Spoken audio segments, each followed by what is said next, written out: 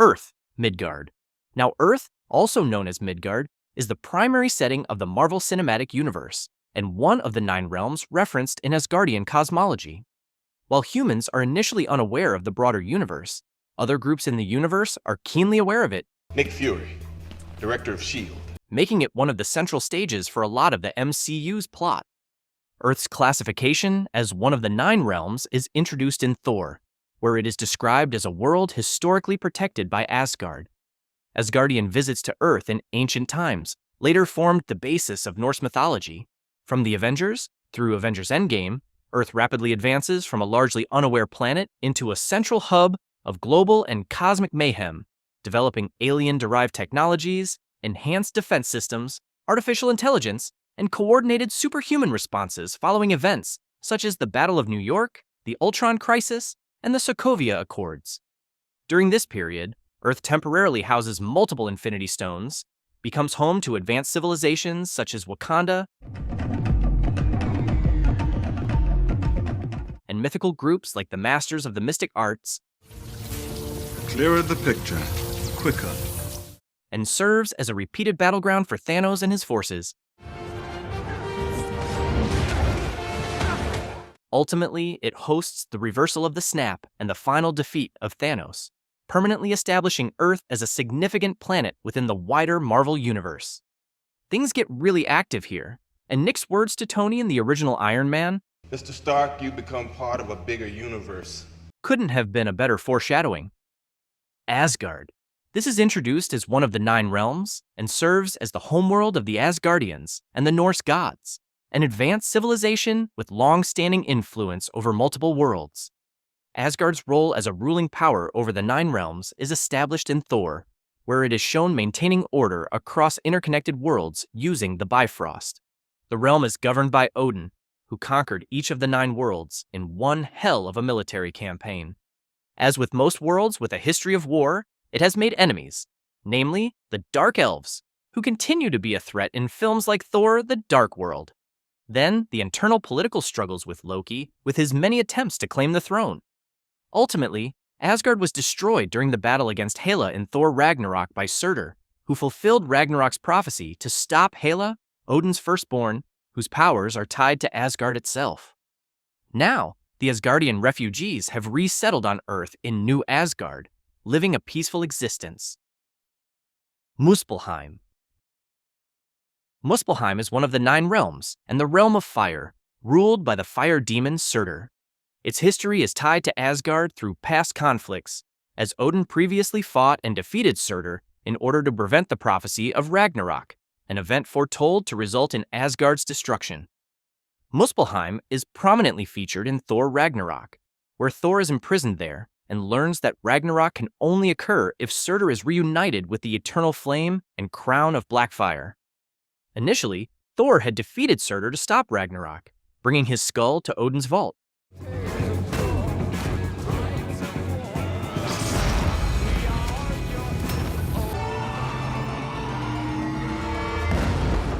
Realizing the destruction of Asgard is the only way to stop Hala, Thor and Loki plan to use Surtur to cause Ragnarok, with Loki reuniting the crown with the eternal flame, reviving Surtur, ultimately causing Asgard's destruction.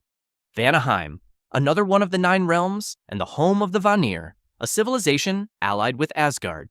It is briefly referenced in Thor as part of the wider realm system. It's seen in Thor: The Dark World in the Battle of Vanaheim against the Marauders. The realm is portrayed as largely rural and less technologically developed than Asgard, relying on Asgardian defense during chaotic periods. Jotunheim. This is the frozen homeworld of the Frost Giants and is introduced in Thor. It's very anti-Asgard, having fought many wars against Odin before the film's events. Elves. Jotunheim is where Loki eventually learns that he's a frost giant, which was a big part of his character arc in Thor and the original Avengers. The realm went through political collapse after Odin stole the Casket of Ancient Winters, a relic that can trigger an infinite ice age. Svartalfheim, also known as the Dark World, is the home of the Dark Elves. It is central to the events of Thor: The Dark World, where Malekith seeks to use the Reality Stone to plunge the universe into darkness during the Convergence. The realm is depicted as heavily damaged from ancient wars and remains largely uninhabitable by the time of its reappearance. Nidavellir. Ever wonder where Mjolnir, Stormbreaker, and the Infinity Gauntlet came from? This is the place. Home to a race of master dwarven smiths, a lot of fantastic weapons and relics have come out of their universally famous Golden Forge. And how do they do it? By harnessing the power of an actual neutron star. It's completely insane. However, it's not as crazy as Thanos massacring every dwarf in Nidavellir, leaving only Atri alive, and sealing his hands in molten metal so no one else could possess something like the Infinity Gauntlet ever again. 300 dwarves lived on this ring. I thought if I did what he asked, they'd be safe. A device capable of harnessing the power of the stones. And he killed everyone anyway, all except me. This was actually a loss for the entire multiverse. While Thor, Rocket, and Groot eventually managed to relight the forge to create the Stormbreaker, Face, all you got is a rope and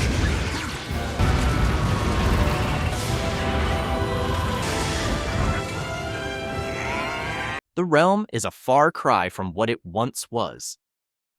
Xandar, the capital planet of the Nova Empire, introduced in Guardians of the Galaxy as the headquarters of the Nova Corps, the military and peacekeeping force responsible for maintaining order across large regions of space. The Nova Corps is actively engaged in conflicts involving the Kree Empire, particularly in response to extremist factions such as Ronan the Accuser.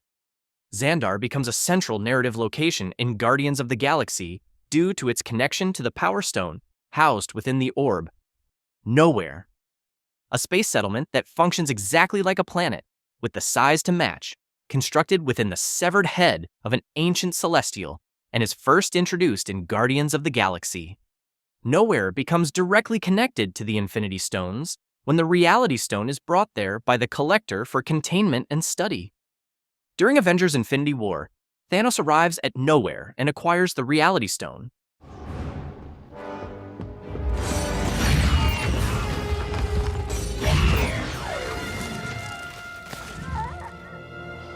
Following these events, Knowhere later serves as the primary home base for the Guardians of the Galaxy, Sakaar.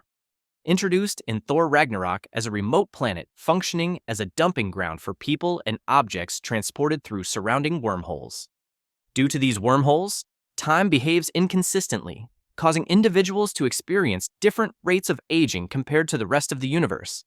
The planet is ruled by the Grandmaster, who has a gladiator combat entertainment business set up. Very profitable, by the way. Thor arrives there after being separated from Mjolnir and Asgard, while the Hulk has been stranded there after the events of Age of Ultron. So help me out. I need you.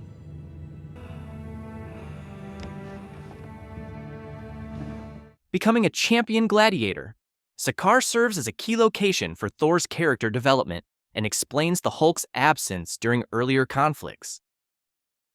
Titan. The former home planet of Thanos and is referenced in Avengers Infinity War. Thanos is the son of Aelers, making him Titan royalty. It's a really advanced planet, but it struggles with overpopulation, leading to its resources being depleted. That at least explains how Thanos ended up the way he has. Later on, we also learned that this was a planet selected by the Celestial Arishem to create a new Celestial, but due to the planet's collapse, that went nowhere. Hala. The home planet of the Kree and the center of the Kree Empire, Hala is also where figures like Ronan the Accuser come from, and his attempt to use the Power Stone to destroy Xandar goes directly against Kree leadership. We later see more of how Hala operates in Captain Marvel, where it's shown as a tightly controlled society ruled by the Supreme Intelligence. Vormir, a remote and largely lifeless planet first shown in Avengers Infinity War. It is the location of the Soul Stone, one of the Infinity Stones, and is guarded by the Red Skull, who was transported there by the Tesseract after Captain America, the First Avenger.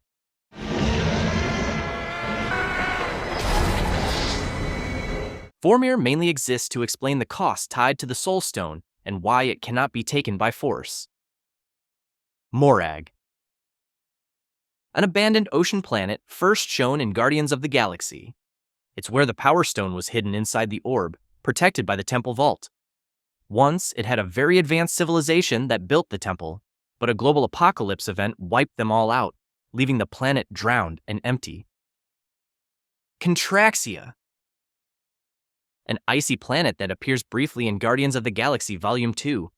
It's mainly known as the Pleasure Planet because it has these love bots that the Ravagers come for a lot, so they can have some relaxation time, if you know what I mean. The bar with the bots, the Iron Lotus, seems to be an intergalactic attraction. Torfa, a planet on the edge of Kree-controlled space and appears briefly in Captain Marvel. It's shown as the site of a battle during the Kree-Skrull War, with Carol Danvers and Jan Rog arriving after Kree forces have already engaged Skrull fighters. While the planet doesn't have much, it does show that the Kree-Skrull War really stretches across a lot of the universe. Counter-Earth, shown in Volume 3 of Guardians of the Galaxy, this is an artificial planet created by the High Evolutionary as a replica of Earth. It's also the home planet of Rocket. Using animals taken from Earth, he experimented on them to create sentient beings, and later animal-human hybrids known as humanimals. Counter-Earth was meant to be an improved version of Earth, but it is ultimately destroyed after the High Evolutionary's experiments are exposed. Ego. It's not a planet in the traditional sense, but it has the size and shape of one. It's technically the body of Ego, the Celestial, who is also Peter Quill's father. It's why the planet has a face, too. The creation of this planet was a part of Ego's grand plan of the expansion, in which Ego himself would expand to cover everything in the universe, eradicating all life. Thankfully, his son stopped his growth spurt.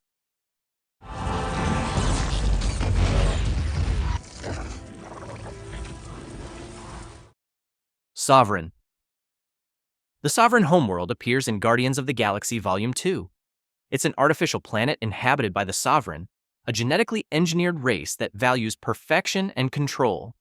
The Sovereign initially hires the Guardians to protect valuable batteries, but the relationship quickly falls apart after Rocket steals some of them. This leads to repeated attacks on the Guardians and eventually pushes the Sovereign into making a deal with Ego, which directly contributes to the events of the film. It's also the birthplace of Adam Warlock, one of the MCU's strongest characters.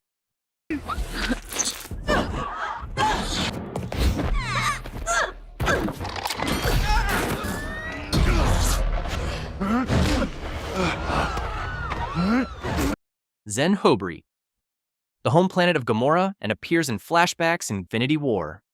The planet is shown as a populated world that is invaded by Thanos as part of his campaign to reduce planetary populations by half. During the attack, Gamora's people are massacred, and she is taken by Thanos and raised as his daughter. This world gives us a bit of context as to what made Gamora who she is. Maveth, an alien planet introduced in Agents of S.H.I.E.L.D. and later referenced across the MCU expanded canon. Its name translates to death. The planet was once inhabited by a civilization that eventually collapsed after the Inhuman Elves, later known as Hive, was exiled there through an ancient portal. Hive survived on Maveth by using his parasitic abilities, which contributed to the planet's devastation over time. Beerhurt, a forested planet that appears in Guardians of the Galaxy Volume 2. It is the location where the Guardians crash land after escaping from the Sovereign fleet, following Rocket's theft of the Anulax batteries. It's where Star-Lord first meets Ego, but besides that, not much happens here. It has some really pretty sights, though. Drez-Lar, one of the many planets you can get to through the Universal Neural Teleportation Network, a system of wormholes used as travel points between planets. It has an ancient temple with the seed of Drez-Lar and a great prophecy surrounding it, which we eventually see Groot fulfill in the series I Am Groot. Ready to resume his mission. The galaxy's facing the danger without fear. He's going for the seed. How does he keep doing? That's about it for the planets of the MCU, but you never really know just how many there are out there waiting to be uncovered. So if you don't want to miss out on any corner of the Marvel Universe, hit that bell icon and keep tuning in to Stickvengers, your hub for all things Marvel.